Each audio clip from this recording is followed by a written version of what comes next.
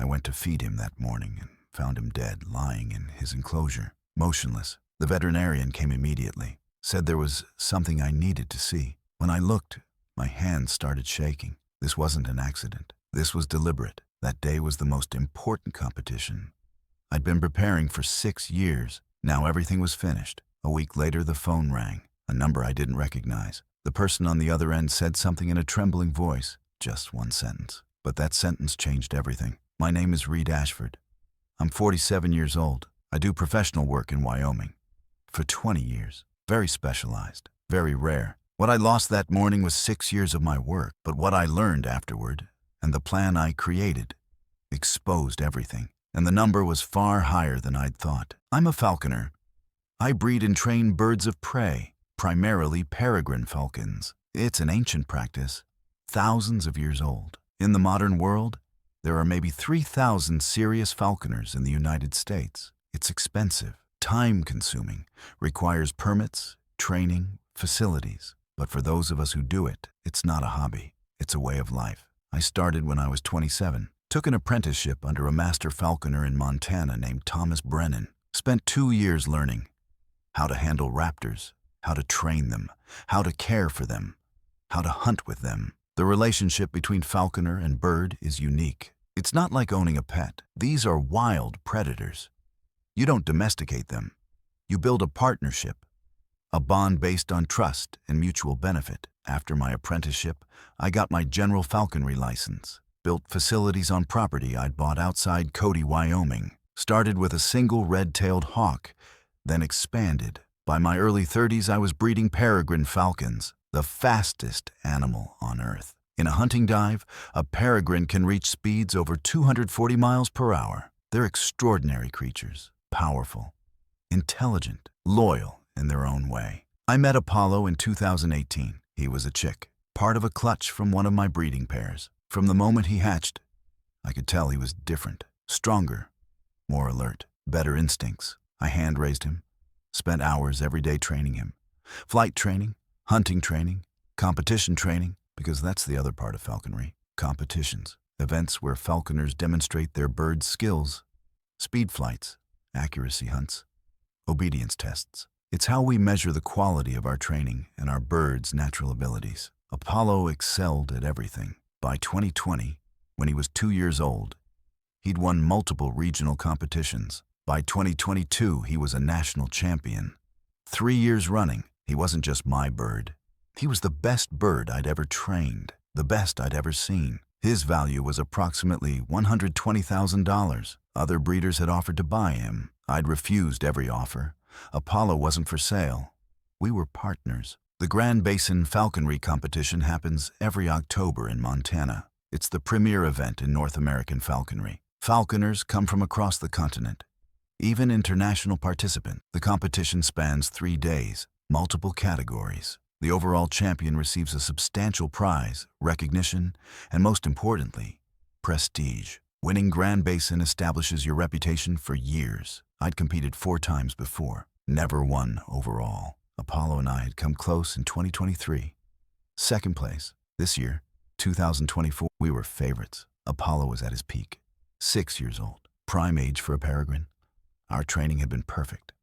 Every practice flight, every drill, every exercise had gone flawlessly. I knew we were going to win. The competition was set for October 19th to 21st, 2024. I drove to Montana on October 17th, set up in the competitor lodging area, a cluster of cabins near the competition grounds. Apollo traveled in a specialized transport carrier, climate-controlled, secure. That evening, I took him to his temporary mews, a shelter where he'd stay during the competition.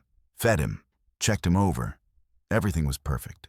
He was alert, healthy, ready.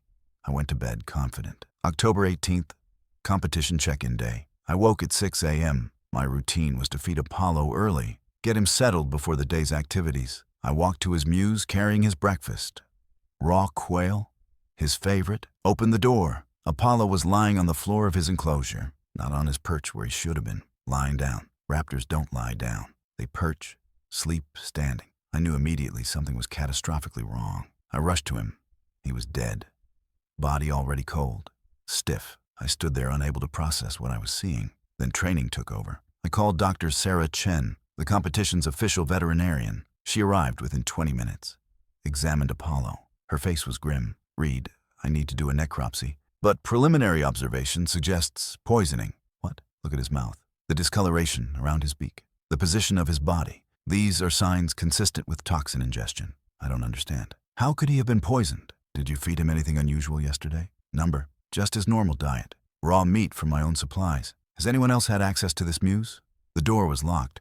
"I have the only key." She looked around the mews carefully. "There," she pointed. On the ground near Apollo's feeding platform was a small piece of meat, separate from what I'd brought this morning. Different color, different size. Someone put that there. She used forceps to pick it up, sealed it in a specimen bag. "I'll test this. But, Reed, if this is what I think it is, someone deliberately poisoned your bird." The competition officials were notified. They questioned me, examined the mews, checked the lock. No signs of forced entry, but the lock was basic. Anyone with lock-picking knowledge could have opened it, or someone could have obtained a copy of the key. An investigation was opened, but the competition continued. Over 100 falconers were there. They couldn't cancel the entire event because of one incident, even one as devastating as this. I withdrew from the competition, spent the next 3 days in my cabin. Number. Apollo wasn't just a valuable bird. He was 6 years of my life, my partner, my achievement, and someone had murdered him. The competition concluded. A falconer from British Columbia named Marcus Delacroix won overall champion. His peregrine, a bird named Tempest, performed brilliantly in every category. I'd competed against Marcus before. He was good. His birds were always well trained, but Tempest had never beaten Apollo, never even come close. Now, with Apollo dead, Tempest won easily. I drove back to Wyoming. Dr. Chen called me 3 days later with the necropsy results. Strychnine poisoning, a highly toxic pesticide, lethal to birds in very small doses. The meat we found contained approximately 50 times the lethal dose. Whoever did this wanted to make absolutely certain your bird would die. Thank you for letting me know. Reed, I'm sorry. Apollo was a magnificent bird. I know. After I hung up, I sat in my office for a long time, looking at photos of Apollo, trophies we'd won together, trying to understand why someone would do this. Professional jealousy? Sabotage to help their own bird win?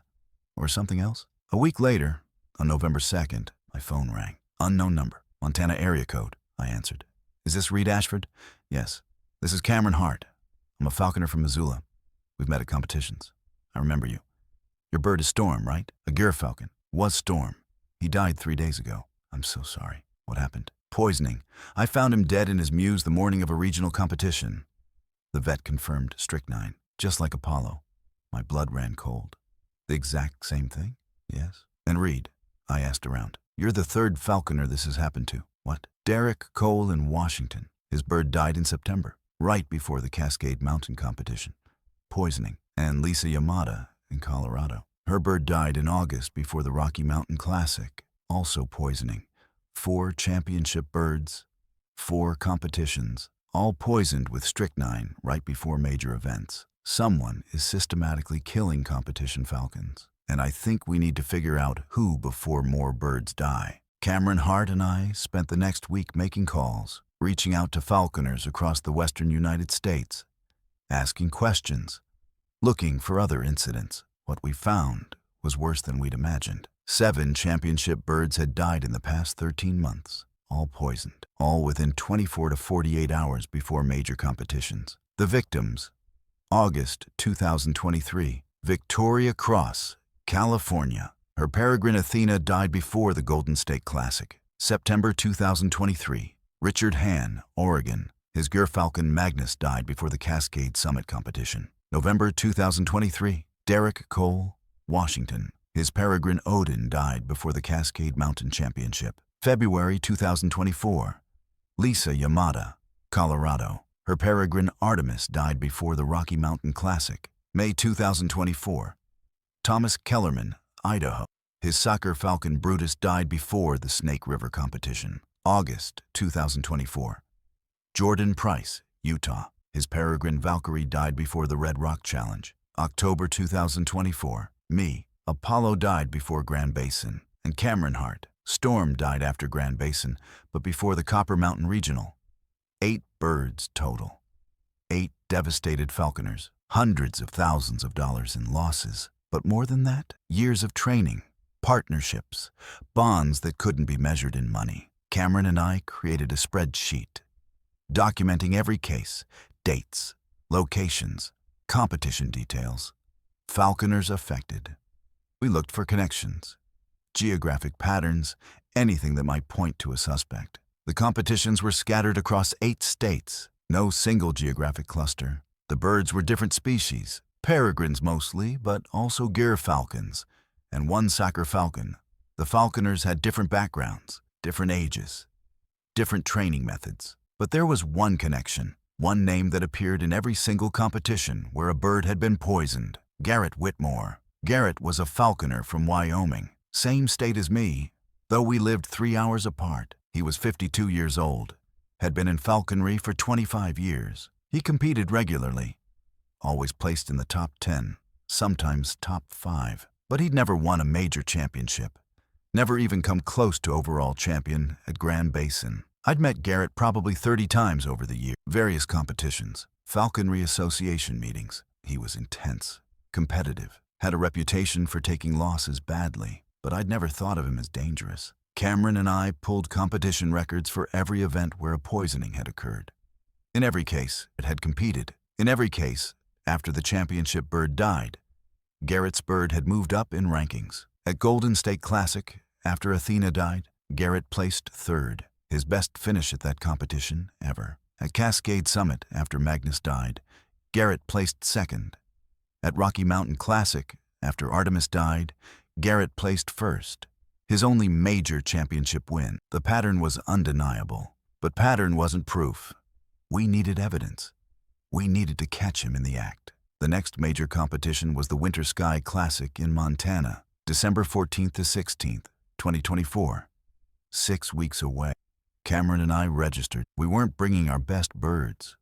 We couldn't risk them, but we needed to be there, to watch, to set a trap. I called a friend, Marcus Trent, a private investigator in Billings who'd done some work for me years ago when I had a theft problem at my facilities. Marcus, I need surveillance equipment, cameras, audio, something I can install covertly. What are we watching? Someone I think is poisoning competition birds. He didn't ask questions, just said he'd have what I needed in 3 days. The equipment arrived. Tiny cameras, no bigger than a button, motion activated, night vision, battery life of 3 weeks, wireless transmission to my I also ordered replica locks for competition mews, locks that looked identical to standard competition locks but had built-in cameras. They'd record anyone who approached or tampered with them. I sent sets to Cameron and to 3 other falconers who'd agreed to help: Derek Cole, Lisa Yamada, Thomas Kellerman, all victims of the poisonings,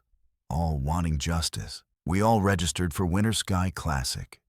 We'd be bringing birds, but not our best. Secondary birds. Training birds. Nothing we couldn't afford to lose if the worst happened. The plan was simple. Set up camera surveillance on our mews. Monitor 24/7. If Garrett or anyone else approached with poisoned meat, we'd have video evidence. Then we'd contact authorities. December 13th, 2024. I drove to Montana, competition grounds outside Bozeman, set up in competitor lodging. My bird for this competition was Thunder, a 3-year-old peregrine. Good bird, not championship level, but solid. I wouldn't normally bring him to an event like this. But this wasn't about winning. I installed Thunder in his assigned mews. Then I installed my surveillance equipment. Camera hidden in the ventilation grate, pointed at the door and feeding area. Another camera in the lock assembly itself, both connected to my phone via encrypted wireless. I tested the feeds. Perfect view, crystal clear even in low light. Cameron did the same in his mews. Derek, Lisa, and Thomas too. We were ready. That evening all the falconers gathered for the opening reception. Speeches from organizers, introductions, competition schedule overview. I saw Garrett across the room. He was talking to a group of falconers from Canada. Laughing, relaxed. He saw me, waved, walked over. "Reed, good to see you. I heard about Apollo. I'm really sorry, man. That's a huge loss." "Thanks, Garrett. Yeah, it's been rough." He shook his head. "I heard there have been other poisonings too. Someone targeting competition birds. Any idea who'd do something like that?" "Not yet, but I'm sure they'll figure it out eventually. I hope so. That kind of thing It's poison to our whole community. People stop trusting each other. Competitions lose meaning. He seemed genuinely concerned, genuinely upset about the poisonings. For a moment, I doubted our theory. Maybe we were wrong. Maybe Garrett wasn't involved. Then he asked, "What bird did you bring?" "Thunder. He's young, still learning." Garrett nodded. "Smart to bring a backup after what happened to Apollo. I'd have done the same." After he walked away, Cameron came up beside me. That was interesting. "What?" The way he asked what bird you brought, like he was assessing threats. Making sure none of us brought championship-level birds. I hadn't thought of it that way. But Cameron was right. Garrett was gathering intelligence. That night, I barely slept. Kept checking my phone, watching the camera feeds. Nothing. Just Thunder sleeping on his perch. The competition began December 14th, day 1. Flight speed trials. Thunder did well. Not spectacular, but respectable. I wasn't focused on the competition. I was watching Garrett. He placed 4th in the morning trials. His bird, a peregrine named Kodiak, was fast, skilled, but not exceptional, like Apollo had been, or like Marcus Delacroix's Tempest, or like several other birds there. That night I checked my cameras obsessively. Cameron texted around midnight. "Anything? Number? You? Nothing." Maybe he knows we're watching, or maybe he's waiting for a different competition. Bigger stakes. The next morning, December 15th, at 4:47 a.m., my phone buzzed. Motion detected on Derek Cole's Muse camera. I opened the feed. The camera showed someone approaching Derek's Muse in the darkness, wearing a dark jacket, hood up, face not visible. The person knelt by the door, appeared to be working on the lock. 20 seconds later, the door opened. The person went inside. I immediately called Derek. He answered groggily. "Someone's in your Muse, right now." "What?" "I'm watching on camera. They just went inside." Derek was suddenly alert. "I'm on my way. I'm coming too." I threw on clothes and ran outside. Derek's Muse was 400 yards from my cabin. I sprinted. Cameron appeared from another direction. We reached the Muse at the same time. The door was closed again. We opened it carefully. Derek's bird, a gerfalcon named Atlas, was awake, alert, on his perch, alive. On the floor of the Muse was a piece of meat. Derek picked it up with a cloth, same as what killed Apollo. We stood there breathing hard. Then Cameron said, "Did you see who it was on camera?" I pulled out my phone, rewound the footage. We watched together. The person's face was never visible. Hood and darkness obscured everything. But there was one clear frame as the person reached for the lock. Their sleeve rode up. On their wrist was a watch. Distinctive, large face, metal band. I zoomed in on the image. The watch had an engraving. Partial letters visible. Mont. What looked like a year. 202. Cameron stared at the image. Montana Falconry Association gives out watches to competition winners. It says Montana on the face and the year. Derek nodded slowly. I got one in 2021 when I won Cascade Mountain. Cameron got one in 2022. I never got one. Apollo and I never won the right competitions. But Garrett did. He won Rocky Mountain Classic in February 2024. He'd have gotten a watch. We called the competition officials. Then local police showed them the footage. Showed them the poisoned meat Derek had secured. Explained the pattern of poisonings over the past 13 months. The police took it seriously. They questioned Garrett at 8 a.m. He denied everything. Said he'd been in his cabin all night. Had no reason to poison anyone's bird. The watch? He was wearing it. Montana Falconry Association, 2024. Rocky Mountain Classic champion. The police couldn't arrest him based on a partial image of a watch. Thousands of falconers might have similar watches from various competitions over the year. "We need more," the detective said. "Something definitive." The competition continued. Garrett placed 3rd overall. Looked pleased with himself at the award ceremony. That night, Cameron, Derek, Lisa, Thomas, and I met in my cabin. "We have the footage," I said. "We have the pattern. We have means, motive, and opportunity. But it's not enough. What if we set up something more direct?" Cameron suggested. "Next competition, we announce we're bringing championship birds, make them targets. Then we don't just record him approaching, we catch him in the act, with the poison." "It's risky," Lisa said. "We could lose our birds." "My best bird is already dead," I said. "If we do this, we use decoys, fake birds, or we use intensive surveillance. Cameras everywhere, multiple angles, audio, maybe even someone hiding nearby to physically stop him. We can't let him actually poison anything." We spent 3 hours planning. The next major competition was Grand Canyon Class, February 2025, 2 months away. We'd all register.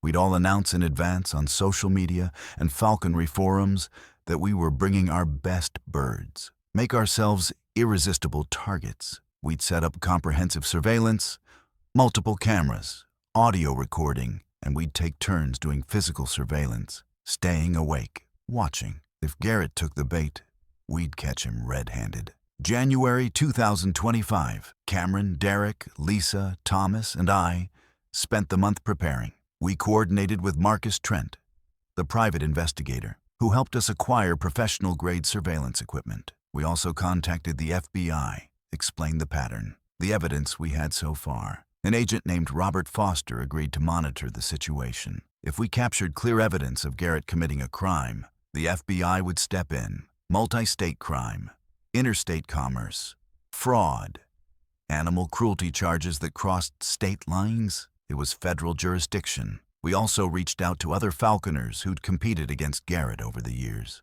asked if they'd ever noticed anything suspicious. 3 people came forward with stories. A falconer in Oregon said Garrett had asked detailed questions about where he kept his birds during competitions, security measures, lock types. A falconer in California said Garrett had been seen near her mews late at night during a competition in 2022. She'd thought nothing of it at the time. And a falconer in Montana said Garrett had once asked him where to buy strychnine, said he had a rat problem. The falconer had found it odd because strychnine was heavily regulated, and there were easier solutions for rodent control. We compiled everything into a comprehensive report, gave it to Agent Foster. He agreed our case was compelling, but still not enough for an arrest warrant. We needed definitive proof. February 10th, 2025, Grand Canyon Classic. We all arrived 2 days early.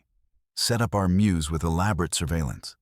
Camera inside the mews, camera on the door, camera on the path leading to the mews, audio recording devices, infrared sensors, and each night, one of us would hide nearby, physically watching, ready to intervene if necessary. I'd brought thunder again, announced on social media that I was bringing Apollo's successor, my new championship prospect, made him sound like the next great bird. Cameron brought a bird he said was Storm's replacement. Derek, Lisa, and Thomas did the same. All of us posted photos, generated buzz, made ourselves targets. Garrett registered, brought Kodiak. The first night, February 10th, nothing happened. The second night, February 11th, nothing. Competition started February 12th. Day 1 trials. Garrett placed well, 5th in the morning session. His bird was performing better than usual. Almost like he'd been preparing for this, training harder, getting ready for something. That night, February 12th, it was my turn for physical surveillance. I positioned myself in the darkness 50 yards from my mews, thermal blanket to mask my heat signature, night vision monoculars, phone in my hand with camera feeds open. At 3:23 a.m., motion detected on my mews camera. I looked through the monoculars, someone approaching, dark clothes, hood up. Same profile as the winter sky footage. The person reached my mews, knelt by the door, produced what looked like lockpicks, started working on the lock. I watched for 30 seconds, waited until the door started to open. Then I activated my phone's emergency signal, texted Cameron, Derek, Lisa, and Thomas simultaneously. Now, my mews. I started walking toward the mews, not running. Didn't want to spook the intruder before he committed the crime. The person entered my mews. I could see on my phone camera feed. They were holding something, a small package. Wrapped in cloth, they moved toward Thunder's feeding area. Started to unwrap the package. I burst through the door. Lights on. Freeze! The person spun around, face visible now. It was Garrett Whitmore. He was holding a piece of meat. In his other hand, a small vial, clearly labeled strychnine, poison. Cameron and Derek arrived seconds later. Blocked the door. "You're done, Garrett," Cameron said. Garrett looked at all of us, at the camera obviously recording, at the poison in his hand. Then his face crumbled. "Why?" I asked. "Why kill our birds?" Garrett didn't answer for a long moment. Then quietly, "Because I was never good enough." "What? 25 years I've been doing this. Training birds, competing, working my ass off. And I was always second tier, always close, but never quite good enough. Well, you had these incredible birds. Apollo, Athena, Magnus, champions. Birds that made my best efforts look mediocre. It wasn't fair. So you murdered them because you couldn't beat them fairly? Garrett's voice rose. Do you know what it's like to dedicate your whole life to something and watch other people effortlessly surpass you? I worked twice as hard as any of you. My birds were trained perfectly, but they didn't have the genetics, the natural talent. I lost because of biology, randomness. I couldn't accept that, Derek said. None of us could. We all face birds better than ours. That's part of the sport. Garrett shook his head. After I won Rocky Mountain, after Artemis died and my bird took first, I felt something I'd never felt before. Pride, validation, recognition. And I realized, if I could just remove the top competition, I'd keep winning. I'd keep feeling like I mattered. So you embarked on a serial poisoning campaign, I said. Killed 8 championship birds, devastated 8 falconers, destroyed partnerships that took years to build. For what? So you could place 3rd or 4th or occasionally 1st? He didn't respond. Police arrived 7 minutes later. We'd alerted them before confronting Garrett. They arrested him on the spot. Possession of strychnine with intent to harm animals. Breaking and entering. The package he'd been holding tested positive for lethal levels of strychnine. His motel room was searched. They found more poison, a notebook detailing past poisonings, dates, locations, methods. Garrett had documented everything, kept records like a trophy collection, along with news clippings about competitions where poisoned birds had died. He'd been proud of what he'd done. The FBI took over the case. Garrett was charged with 8 counts of animal cruelty, 8 counts of unlawful possession and use of restricted pesticides, multiple counts of breaking and entering, interstate commerce violations, and financial fraud related to competition prizes he'd won under false pretenses.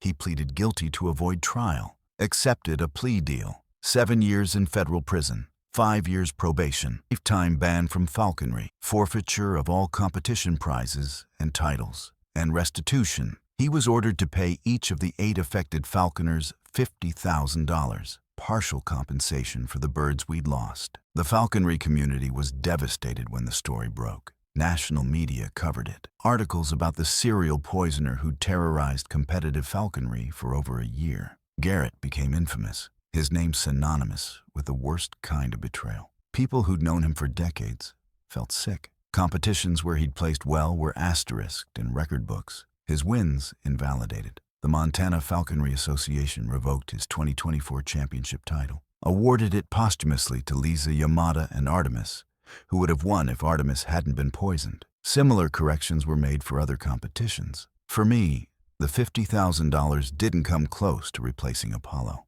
Money couldn't restore 6 years of training, couldn't bring back my partner, but there was something else. Closure. Knowing who'd killed Apollo and why.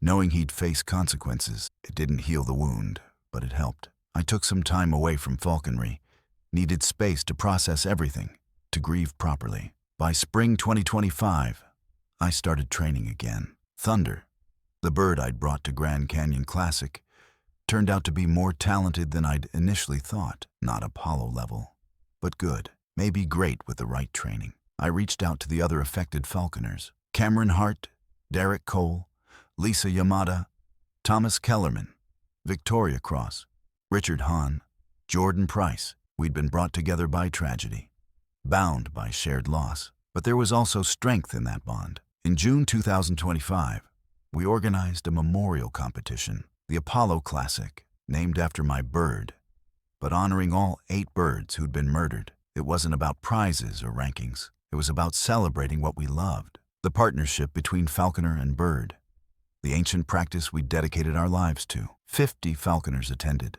We flew demonstrations, shared stories, remembered the birds we'd lost. At the closing ceremony, I gave a short speech. What Garrett did was unforgivable. He took something pure, something that connects us to thousands of years of tradition, and he poisoned it. Literally. But he didn't destroy it. We're still here. Our birds are still here. The practice continues, and we're stronger now, more vigilant, more united.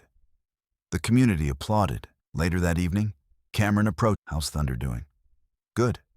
Really good, actually. We've been working on speed trials. He's getting faster every week. Think you'll compete again? I smiled. Yeah, I think so. Grand Basin in October? Maybe. You? Definitely. Storm 2 is ready. We'll see you there. Over the next months, I poured myself into training Thunder. not to replace Apollo. Nothing could replace Apollo, but to honor him, to prove that Garrett hadn't won, that despite everything, the work continued. October 2025, Grand Basin Falconry Competition. I returned to Montana. Same competition grounds where Apollo had been killed a year earlier. But this time I was ready. Thunder and I competed in the speed flight trials. He clocked an impressive time, not record-breaking, but strong. In the hunting accuracy category, he performed beautifully. 3 successful strikes out of 3 attempts. By the final day, we were ranked 7th overall out of 83 competitors. Thunder's best performance ever. And mine, post-Apollo. Cameron and Storm 2 placed 3rd. Derek Cole and his new Gyrfalcon placed 5th. We didn't win, but we competed honorably. With birds we loved, in a sport we'd fought to protect. During the awards ceremony, the competition director made an announcement. This year's Grand Basin includes a new category, the Apollo Memorial Award, given to the falconer who best exemplifies the spirit of falconry. Partnership, ethics, dedication.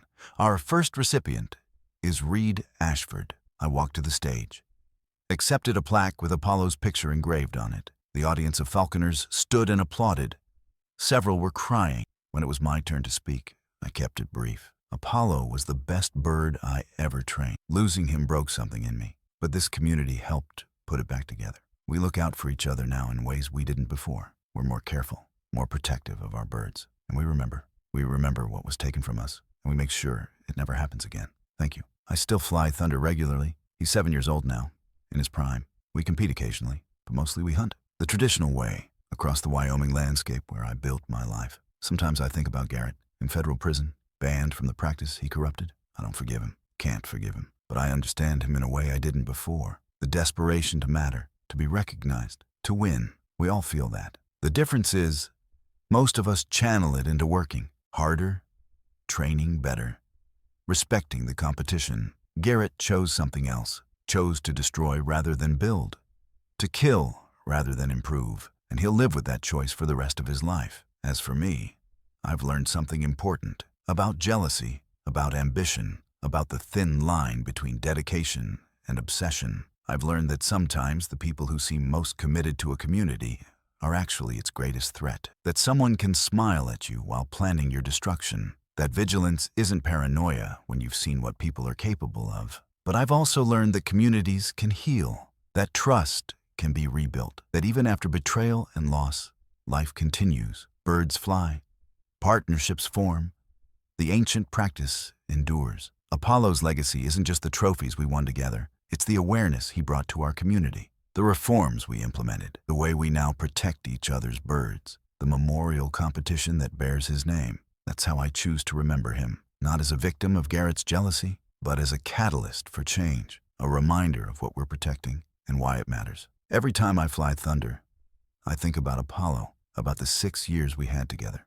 the partnership we built, and I'm grateful, not for how it ended, but for what we achieved while it lasted. That's the thing about working with birds of prey. Every flight could be the last. Every hunt could end in loss. These are wild creatures, powerful, dangerous, free. We don't own them. We partner with them. For however long that partnership lasts, Apollo and I had 6 years, longer than most falconers get with a championship bird. And in those 6 years, we accomplished something remarkable. We proved that with dedication and trust, incredible things are possible. Garrett tried to erase that, tried to reduce Apollo to just another victim in his campaign of jealousy. But he failed, because Apollo's legacy is person's bitterness.